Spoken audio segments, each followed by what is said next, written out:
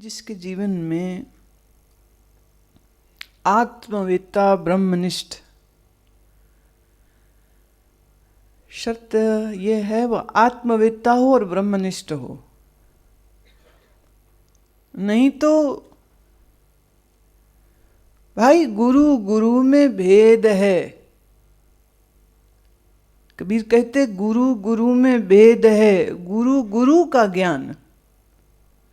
आप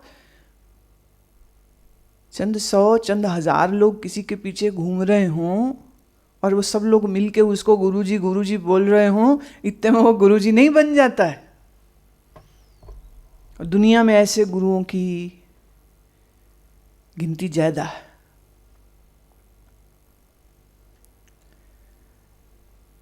और अगर गुरु कहीं कोई गृहस्थी हो तो कहता जी मरने बाद मेरी गद्दी में मेरा बेटा बैठता है। ये कोई जमीन जायदाद है कि बाप की बेटे को जाएगी या बाप की औलाद को जाएगी। अब प्रश्न है, अगर 2-4 संतानें हो तो किसको देगा वो? जिसको चुनेगा उसको।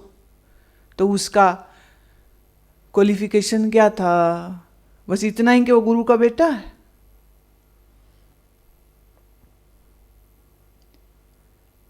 कितनी गद्दियां इसी तरह चल रही है।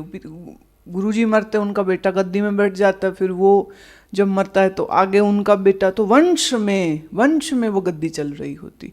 वहां पर भी बड़ी भीड़ है महाराज। 1 अरब का भारत देश ही है। सोचो जरा, अगर इस देश में हम माने 2 करोड़ डेरे हैं और पर डेरा हम अगर 10,000 बंदा भी लगा लें तो भी बहुत बच जाएंगे। इतनी जनसंख्या है। गली की नुक्कड़ पे तुम्हारा पत्री टेवा देखने वाले को भी तुम गुरुजी बोलते हो, मंदिर में घंटी बजाने वाले को भी तुम गुरुजी बोलते हो, स्कूल में पढ़ाने वाले को गांव देहात में आज भी गुरुजी बोलते हैं। जो परंपरा से गद्दी पे बैठा है उसको भी गुरुजी बोलते हो। तो गुरु गुरु में भेद है। गुरु तो है पर असल है कि नहीं। तो फिर एक शब्द जो हमारे महात्मा जनों ने दिया, उन्होंने कहा सदगुरु। गुरु नहीं, सदगुरु। सद माने सत्य। सत्य कौन? परमात्मा। आद सच जुगाद सच है भी सच, नानक होसी भी सच। सच कौन है? जो कल भी था, जो आज भी है और जो आने वाले कल में भी रहेगा, वही सच है। जिसने इस सच को जाना वह हुआ सदगुरु। वो हुआ सदगुरु। और आज जो हमने आखिरी श्लोक जो किया था गुरु गीता में, उसमें तो इतना स्पष्ट बोला कि गुरु किसको कहो? लाल कपड़ा पहना हो ना, डेरा हो ना, नंगा रहता हो ना, किसी गुफा में छिप के बैठा हो, सालों से गुफा से बाहर नहीं आया, उसको गुरु बोले? कहते ना। किसको बोले? ब्रह्मानंदम परम सुखदम केवलम ज्ञान मूर्तिम। ज्ञान की मूर्त हो, ब्रह्म का निश्चय हो, द्वंद्वातीत हो, गगन सदृश हो और अचल रहे, विमल रहे, भावनाओं में नहीं बहता है, त्रिगुणातीत है। ऐसा सदगुरु, ऐसे सदगुरु को हम नमस्कार करते। जिसके मन में धन का लोभ है, जिसके मन में चेलों का लोभ है, जिसके मन में प्रतिष्ठा की चाह है, जिसके मन में मैं मशहूर हो जाऊं ऐसी भावना है, वो तो अभी संत भी नहीं है। गुरु होना तो बड़ी दूर की बात है।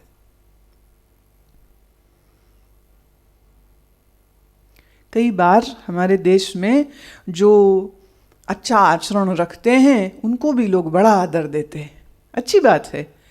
पर हम आदर देने के ऐसे आदी हो गए हैं कि आदर देते देते उस बंदे को हम इतना ऊंचा चढ़ा देते हैं कि उसे पता नहीं क्या का क्या बना देते। मैं एक किस्सा सुनाती हूँ। मुझे ऋषिकेश में पंजाब से मेरा परिचय था और एक ऐसी स्त्री से मुलाकात कराई गई मेरी। मैंने अक्सर बाबाओं का उदाहरण दिया है, कभी किसी स्त्री का उदाहरण नहीं दिया, आज वो भी देती हूँ। उसको सब लोग देवी जी बुलाते हैं और सब ये मानते हैं कि उनके अंदर अम्बा आती, दुर्गा उसके अंदर आती है। बड़े लोग उसके साथ, बस भर के तीर्थयात्रियों के उसके साथ थी। तब मैं उत्तरकाशी में उनके गुरुजी के आश्रम में ठहरी हुई थी। बहुत घुमक्कड़ रहे, पता नहीं कहाँ कहाँ किस किस स्थान पे रही हूँ मैं। तब ये कुछ चेला मेला रौला कुछ नहीं होता था मेरे साथ। एक अटैची, एक थैला, that's it, that's the whole property. पूरी अपनी जायदाद अपने साथ लेके ही जाते थे, छोड़ते ही नहीं कहीं पर। तो मुझे वहाँ पर एक कमरा दिया गया था, बिल्कुल गंगा के तट पर। उनका सुंदर छोटा सा टूटा फूटा पर बड़ा प्यारा आश्रम था। तो ये बस भर के तीर्थयात्रियों की देवी जी के साथ वहाँ पधारी, तो मुझे वो मिले, बड़े जोर से गले मिले। आयु में वो मेरे से काफ़ी बड़ी हैं। हाँ, बहुत अच्छा है। सत्संग का समय हुआ तो उस आश्रम के जो आचार्य हैं, जो गुरु हैं, वो मेरे से बहुत स्नेह करते थे। उनको रोटी हजम नहीं होती थी जब तक वो हमारा भजन न सुन ले। तो सुबह शाम वो बस अच्छा वो सुनाओ, अच्छा भी ये सुनाओ। तो कभी कभी लगता था अभी चुप भी बैठ जाया करो थोड़ी देर, सारा समय सुनाओ सुनाओ सुनाओ, बोल बोल के जीभ थकती नहीं इनकी। पर मौन रहे। एनी हाउ सब लोग बैठे थे तो थोड़ा सत्संग हुआ, कुछ गाया हमने। उस समय सत्संग की अपेक्षा मैं कहूँगी मेरा कार्यक्रम भजन गायक जैसा होता था, क्योंकि मेरे पास भजन की फरमाइशें आ रही होती थी, ये वाला वो वाला ये वाला वो वाला। जो ख़त्म हुआ तो मैं देख रही थी सब वो देवी जी हो रही थी। फिर वो देवी जी अपने कमरे में मुझे ले गए और कोई चेला बेला था नहीं उनका साथ में। तो हमने फिर पूछ ही लिया। मैंने कहा क्या आपके अंदर दुर्गा आती है? कहते नहीं, ऐसा तो कुछ भी नहीं है, लोगों की भावना है। मैं क्या उनकी भावना है तो आपको उनको सत्य बताना चाहिए। आप कैसे उन्हें अनुमति दे सकती हैं कि वो इस तरह की गलत धारणा प्रचलित हो रही है और आप उसको मुख सहमति दे रही हैं? कहती नहीं, मैं आपकी बात समझ रही हूँ, पर मैं क्या करूँ, मैं कहूँगी तो वो मानेंगे नहीं, तो किसी दिन आप ही मेरी संगत को समझा देना। मैं कहा हम समझा देंगे। तो अगले फिर दिन उनको चले जाना था कहीं और, वो अपनी सब भीड़ को लेकर चली गई। फिर कई महीने बाद मेरी मुलाकात फिर से हुई, उनका निमंत्रण आया कि आपने कहा था कि आप आएंगे। मैंने कहा मैं भी इंतजार ही करी थी कि तेरा अभी तक मैसेज नहीं आया, अब आ गई हूँ मैं। तो ठीक है चलो। गई मैं उनके वहाँ तो कोई 50-60 महिलाएं बैठी हुई थी, पुरुष एक भी नहीं है। और सुबह का सत्संग हुआ। सत्संग मतलब वो जो भी उनका चलता था वो हो रहा है, तो मैं बस बैठे सुन रहे, देख रहे। फिर समय हुआ भोजन का, कहने लगे आप भोजन करिए, विश्राम करिए। तो शाम को आज मैंने कहा आज हम ये काम जरूर करेंगे। क्यों लोगों को पागल बना रहा? जैसे ही मैं शाम को सत्संग के लिए उनके उस बड़े कमरे में पहुंची, अभी बैठी हूँ आसन में कि 2-4 महिलाएं उठ के हाथ जोड़ के खड़ी हो गई और कहने लगी कि देखिए, हाँ हमको देवी जी कह रही हैं कि आज के बाद आप हमें देवी जी नहीं बुलाएंगे कि हमारे अंदर कोई दुर्गा नहीं आती हैं, और चूंकि आप ऐसा चाहते हैं, पर हमारा निवेदन यह है कि हमें तो उनको यही बुलाना है और हमारा निश्चय यही है कि ये ऐसी। और वो लोगों को जल देना, इलायचियाँ देना, मैं अभिमंत्रित करके इलायची दे रही हूँ, इसको खाओ, इसको रखो, धागा तावीज ये सब। मैंने कहा था ये बंद करो, क्योंकि जो तुम्हारे गुरु हैं वो मेरे मित्र हैं और वो बहुत अप्रसन्न हैं इस बात से, और तू उनकी बात नहीं सुन रही है। पर इसके पहले हम कुछ बोले, उसने सब लोगों के साथ मिलकर के ये बहुमत बना लिया। हमने कहा आप सब लोग बैठो तो सुनो। तो थोड़ा उनको फिर पहले भजन गाया, थोड़ा मस्त बनाया, मुंह भी बंद हो गया, दिमाग भी बंद हो गया। बैठाना तो पड़ेगा ना, सांप फुकारे मार रहा है तो बीन बजा के उसको हटाओ, बैठाओ उसको। तो सब बैठ गए अच्छे से। फिर हम तर्क के, शास्त्र के सम्मत को लेकर के बोलना शुरू किया कि जैसे एक प्याली में सागर नहीं आ सकता, एक चाय की प्याली में नदी नहीं आ सकती है, ऐसे ही मनुष्य के इस छोटे से अंतःकरण में दुर्गा नहीं आ सकती। दुर्गा का अर्थ है असीम व्यापक शक्ति। वह शक्ति तुम्हारे अंदर आके तुम्हारे बेवकूफों के इन मूर्ख भरे प्रश्नों के जवाब देगी। प्रश्न क्या है?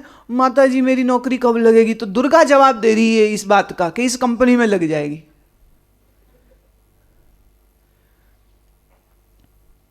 और उसके पास लोग ऐसे ही जाते हैं, काम नहीं चल रहा है तो वो चौकी देना शुरू कर देती, सिर घुमाती गोल गोल जोर जोर से, समझ नहीं लगती इसको, मतलब स्पॉन्डिलाइटिस भी नहीं होता इन लोगों को, इतनी जोर से घुमाते हैं गर्दन। वो प्रोफेशनली ट्रेंड हो गए हैं, जो सिर मारे जो सिर मारे जो सिर मारे। मेरी सास मेरे को तंग करती है, ले इलायची खिला देना उसको, ठीक हो जाएगी। मेरा पति मेरा कहा नहीं मानता, ये ले इलायची पानी में घोल के उसको पिला देना, तेरा कहा। मैंने इस तरह की दुनियादारी की बात दुर्गा माता तुम्हारे साथ कर रही। बेवकूफी की कोई हद सीमा है या नहीं? भारत में कितने लोग हैं जो इस बात का दावा करते, कोई बोलता मेरे में हनुमान जी आते, कोई बोलता मेरे में दुर्गा आती, पता नहीं कौन कौन, एक मेरे अंदर भैरव आते। अभी तक चंडी नहीं आई किसी के अंदर।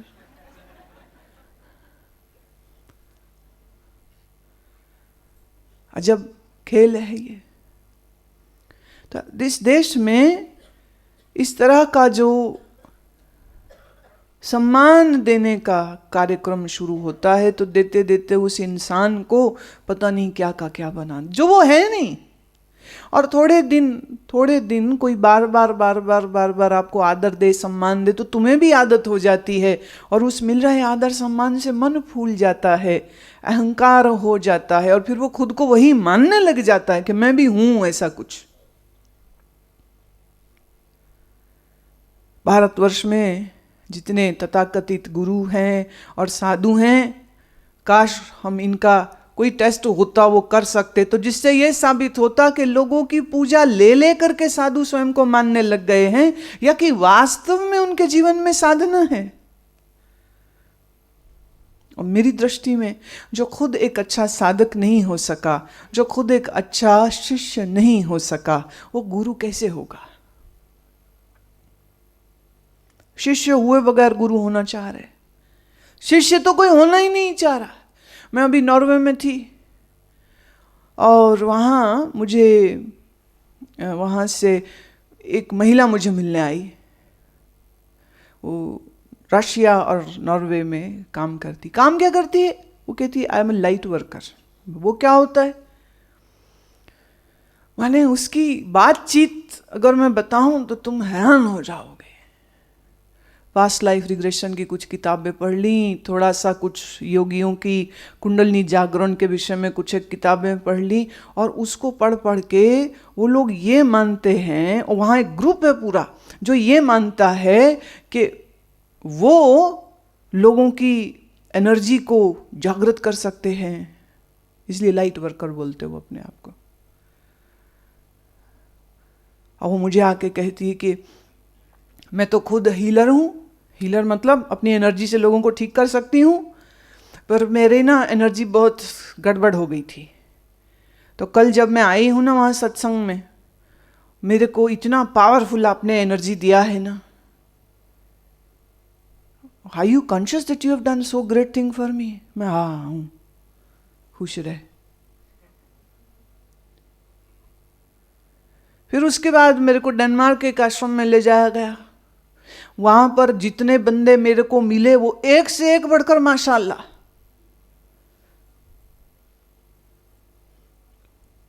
एनर्जी कमजोर हो गई है, एनर्जी बड़ी हो गई है। और ये स्त्री मेरे को क्या बोलती है? कहती है महामंदिर में उस दिन मैं पूरा हिंदी में बोली थी, अंग्रेजी का एक शब्द, क्योंकि उनका ये कहना था या हम नॉर्वेजियन जानते हैं या हम पंजाबी हिंदी जानते हैं, हम अंग्रेजी नहीं जानते। मैं ठीक है पूरा हिंदी में था, समझ उसको एक शब्द ना आया होगा। हाँ, तो कहती है सब वहां एनलाइटेंड हो गए थे आपकी वजह से। मैं everyone was enlightened over there. My God. Even the enlightened word has been polluted so much, degraded so much. Everyone was just smiling. अब वो गा गा के बोलते हैं अक्सर। मैं खाली मुस्कुराहट भर देख के तूने समझ लिया कि वो एनलाइटेंड है। मैं वाह भाई वाह, ये तो कमाल हो गया। एक बार किसी ने ऐसे ही, एक गुरु ने मेरे से पूछा एनलाइटनमेंट कैसे होगी। मैं बस तू 1 महीना रुक, हो जाएगी। हम 1 महीने में हम एक ऐसा प्रोग्राम तैयार कर रहे हैं कि बस 1 मिनट में तेरी फिर हम कर देंगे। कहते जी कुछ तो अंदाजा दीजिए कैसे। वहां से रही थी, मैंने कहा 2 ट्यूब वाला ना एक बनाएंगे, आर्क सा, सिर में लगाया, बत्तियां जग गई, हो गए एनलाइटेंड। थोड़ा ये करेंगे कि 21 वोल्ट का करंट भी छूटे साथ में, 2-4 झटके लगे, रोशनी फैली, हो गए एनलाइटेंड। आंख बंद करके बैठे, दिख गए जीसस, दिख गए मेरी, दिख गया कोई, हो गए एनलाइट। इतने वर्ष एनलाइटेंड हो रहे। और ये सब टीचर हैं। भला हो उस देश का, क्या काम कर रहे होंगे, सब अपने आप को टीचर कहते। एक और आया यहां पर, वो कहता मेरी कुंडलनी जग गई है पर अनाहत चक्कर में आके अटक गई, आप आगे कर दोगे उसको।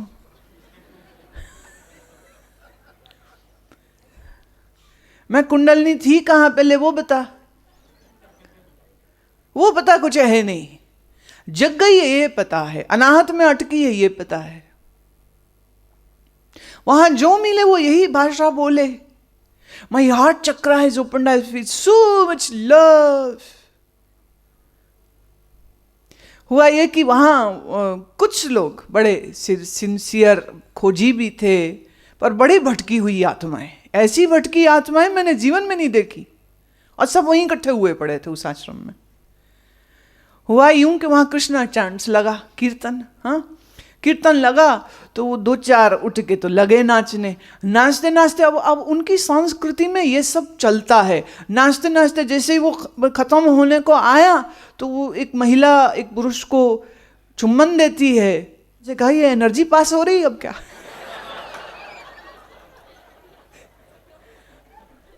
माने इतनी बढ़ गई एनर्जी कि अब एक दूसरे को दे रहे हैं। एनर्जी आ गई, एनर्जी चली गई, विजन्स दिख रहे हैं। और वो औरत मेरे को कहती है, मेरे को पता है मेरे पूर्व के सारे जन्म में 5-6 जन्म तो मेरे भारत में हुए हैं, मैंने अगला भी प्लान करके रखा है, मैं अपने अगले जन्म में ना साइंटिस्ट बनूंगी। जय हो। ये तो हमसे भी 4 कदम, हमारी पूरी ऋषि परंपरा से 10 कदम आगे निकल गई है। एक जन्म देखने में बुद्ध ने कहा था पूरा जीवन भी साधनारत रहे तो किसी क्षण में वह खुल सकती है। और यहां उसको पिछले भी सब पता है और अगले भी। और कोई 6 दिन बाद वो फिर दोबारा मुझे मिली तो कहती मैंने ना वैसे अपना प्रोग्राम बदल दिया, अब अगले जन्म में ना मैं यहाँ नॉर्वे में पैदा नहीं होंगी, मैं फिर से भारत में पैदा होंगी और मैं साइंटिस्ट नहीं बनूंगी, मैं ना साइकोलॉजिस्ट बनूंगी। What do you say about psychology? मैं क्या, इससे बेकार चीज कोई नहीं है, इसमें मत जाना, कुछ और देख। ये सब गुरु हैं वहां पर, टीचर्स।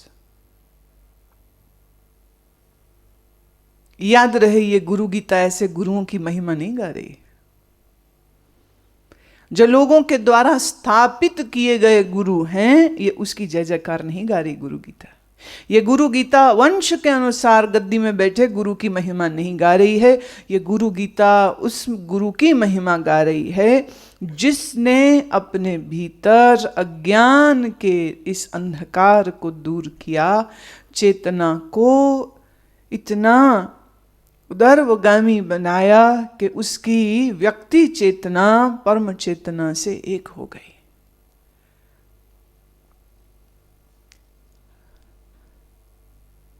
जिसका अहंकार गल चुका, जिसकी मैं मेरी तू तेरी की ये सब सीमाएं गिर चुकी, जिसके होठों पर सिर्फ प्रभु के स्तुति और प्रभु का नाम है, और जिसके अंदर न माया न मोह न क्लेश न इच्छा न वासना न अपेक्षा, कुछ भी नहीं। गुरु गीता ऐसे गुरु का बखान कर रही। गुरु गीता में देखिए अभी तक एक बार भी ये बात नहीं आई है कि गुरु वो होता है जो भगवे रंग के कपड़े पहनता है। आई कहीं बात? आई कहीं ये बात कि गुरु वह होता है जो घर छोड़ के रहता है, या गुरु वो होता है जो गंगा किनारे रहता है, या गुरु वो होता है जो हिमालय की चोटी पर रहे? ऐसा एक बार भी नहीं आया। और आप देखिए सारी दुनिया किसी को भी गुरु उसके भेष से मान लेती है, किसी को भी गुरु उसके बोलने की जो कौशल है उससे मान लेती है। स्कूलों में, कॉलेजेस में टीचर्स, प्रोफेसर्स बहुत अच्छा बोलते। मुझे याद है मेरे पंजाबी की एक लेक्चरर जो थी, इतना प्यारा बोलती थी, इतना प्यारा वो पंजाबी काव्य को समझाती थी, पंजाबी लिटरेचर को पढ़ाती थी कि उसकी क्लास में बैठना तो समय तो जैसे उड़ जाता था।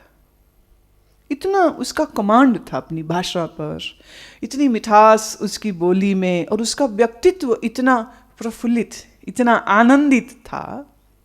वो कोई ज्ञानी नहीं है, लेकिन दिल से एक शायर थी, वो खुद ही कवि थी। इसलिए कवियों की जब वो बात करती तो उसकी बात करने में इतना रस, इतना स्वाद लेकर के वो बोलती कि उसकी उस क्लास को मैं अपने पूरे कॉलेज के ड्यूरेशन में सबसे ज़्यादा एंजॉय करती थी। कई बार कई डॉक्टर बड़ा अच्छा बोलते। एक डॉक्टर बड़ा मीठा बोलता था, मरीज उसके अस्पताल में दाखिल था, कुछ दिन बाद वो ठीक होके घर चला गया, थोड़े दिन बाद मरीज फिर आ गया। डॉक्टर बोले कोई परेशानी है? कहते नहीं जी परेशानी नहीं, बस आपकी बातें सुनने आए। इतना मीठा बोलते। उन्होंने कहा इतने प्यार से तो हमारे घर वाले हमें नहीं पूछते जितने प्यार से आप पूछते हो, जितने प्यार से आप हाथ थाम के हमारा हाल पूछते हो, इतने प्यार से तो आज तक याद नहीं कभी माँ ने या पिता ने मुझे पूछा। बीमार नहीं हूं तो फिर आने को जी होता है। गुरु वो नहीं जो अच्छा वक्ता हो। हम भी देखो ना कितना अच्छा बोल लेते हैं, जो तो सही कोई विषय चालू हो जाएंगे तो रुकेंगे घोड़े ना, रीते भर से हम गुरु हो जाएंगे। हम तो और स्मार्ट निकले, हम गुरु हो ना हो, लोगों ने गुरु मां कह दिया, गुरु ऑटोमेटिकली हो गए। कई बार कई लोग भ्रमित हो जाते हैं, गुरु कौन जो अच्छा बोले, गलत। गुरु वो जो शास्त्रों का ज्ञान रखे, गलत। कबीर जी कौन से शास्त्र पढ़े थे? गुरु नानक के स्कूल में गए थे? दादू साहब किस यूनिवर्सिटी में पढ़े थे? कहीं भी नहीं। क्या वो ज्ञानी नहीं थे? क्या वो आत्मज्ञानी नहीं थे? संत ज्ञानेश्वर को और उनके भाई बहनों को कोई स्कूल दाखिल करने को राजी नहीं था, क्योंकि उनके पिता सन्यासी होके फिर वापस गृहस्थी हो गए थे। और हमारे बच्चों को वेद वेदांत सिखाया जाए, उन्होंने जब प्रार्थना करी तो पंचायत ने बोला आप पश्चाताप करो और जल समाधि लो, यही तुम्हारा पश्चाताप है, तब तुम्हारे बच्चों को पढ़ाएंगे। सिर्फ पढ़ाने की दृष्टि से ज्ञानेश्वर के माँ पिता ने जल समाधि ले ली थी, नदी में उतर गए।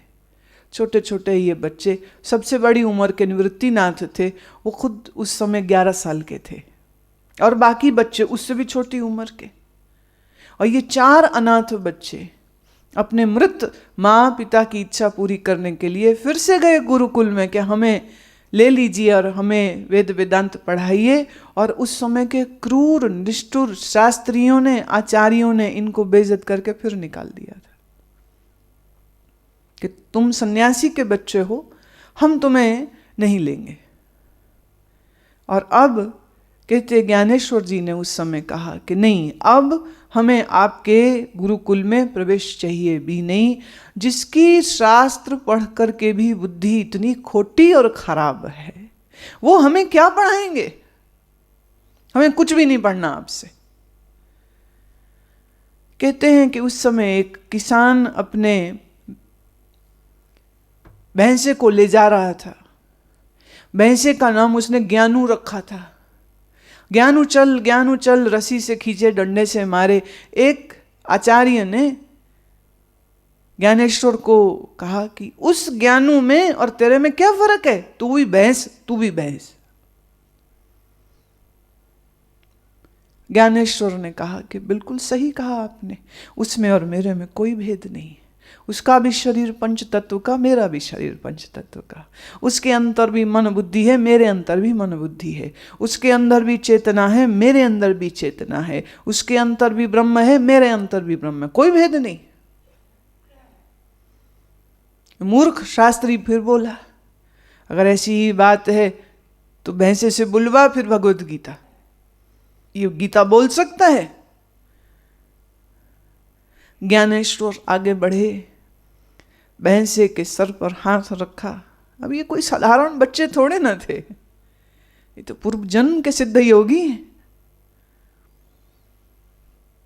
भैंसा भगवत गीता के श्लोकों का उच्चारण करने लग गए अपनी भारी गहरी आवाज में। देखने वाले तो दंग रह गए, ऐसा कैसे हो सकता है, मानव की आवाज में भैंसा बोल रहा है। असल में ज्ञानेश्वर ही उसके अंदर से बोल रहे थे।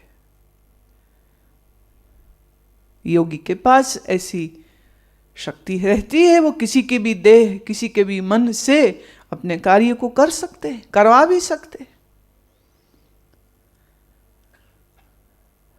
अब सारे शास्त्री इनके पीछे पीछे कि हम आपको अब अपने गुरुकुल में लेना चाहते हो। कहते अब हम नहीं आना चाहते, अब हम नहीं आना चाहते। शास्त्र का ज्ञाता हो इतने से वो गुरु हो जाएगा? नहीं। गुरु कौन है? जो अपने अंतर उस ब्रह्म को पहचानता है, आत्म का ज्ञान है जिसके पास, वो ही गुरु।